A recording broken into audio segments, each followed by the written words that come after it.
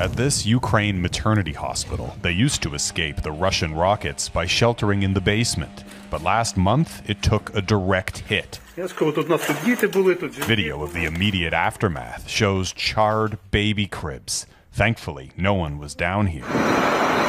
The power of the explosion shattered windows on the upper floors, turning shards of glass into projectiles. So that's the window that was broken. And this is a baby's room. Yeah. The blast broke every window in this neonatal unit, except for one, in the room where a newborn baby was sleeping. That's her, Polina Malika. The window above her crib was the only one that didn't get blown up, Paulina's mother says. It was just a miracle. After 8 months under Russian occupation, the city of Kherson was liberated in November, the Russians retreating just across the river, sparking celebrations in the streets. But that euphoria was short-lived. And you can hear the steady drumbeat of artillery here behind me. This city has been under constant shelling with dozens of hits almost every single day. The Russians came here last year claiming to be liberating this city, but now that they have been forced out of here, it seems they're intent on destroying it. The shelling continues all day and all night. It's very scary, this resident told us. Moscow claims it's targeting military and energy infrastructure. But during our visit, Russian rockets slammed into apartment buildings and crashed through the roof of this house. We found the homeowner in shock, smoking a pipe on his porch. This is just a residential street? This is people's homes here, right? Yeah. Not a military...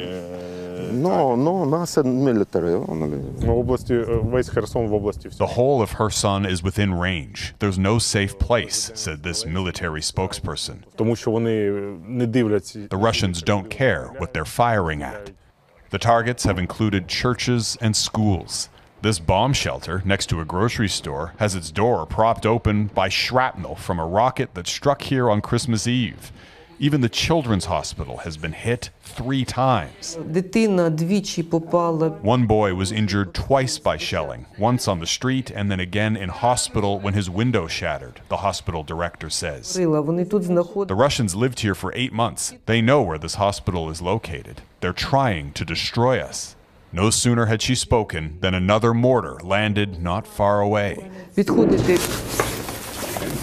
prompting her to grab her helmet and body armor, which she now keeps beside her desk.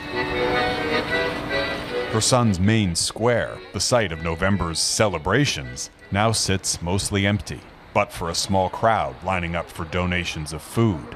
The vast majority of Kherson's 300,000 residents have fled. Many who remain are frail and sick, unable to leave. Tetiana and her husband Stefan are marking their 60th wedding anniversary while living in their cellar after their home was flattened. Is there anywhere else they can go? We're freezing here through the winter, she says. We're living worse than pigs. Baby Paulina's mother tells us they're also reluctant to leave the city. Her father was taken prisoner by the Russians during the occupation. They haven't seen him in 6 months. We are waiting, hoping he will return soon so he can hold the hand of his granddaughter, she says. You can take. Through it all, Paulina sleeps soundly, even as artillery thunders outside their apartment. Her future now bound to the outcome of a war she was born into. I'm an optimist, her mother says. I still believe that soon this horror will stop and our city will be able to provide a future for our kids. A few days after our visit to the maternity hospital where Paulina was born, the building was hit again. This time, entire hospital rooms were destroyed. 3 more civilians were killed just this week. Kherson has been liberated, but the cost of its freedom is growing by the hour. Jeff Semple, Global News, Kherson.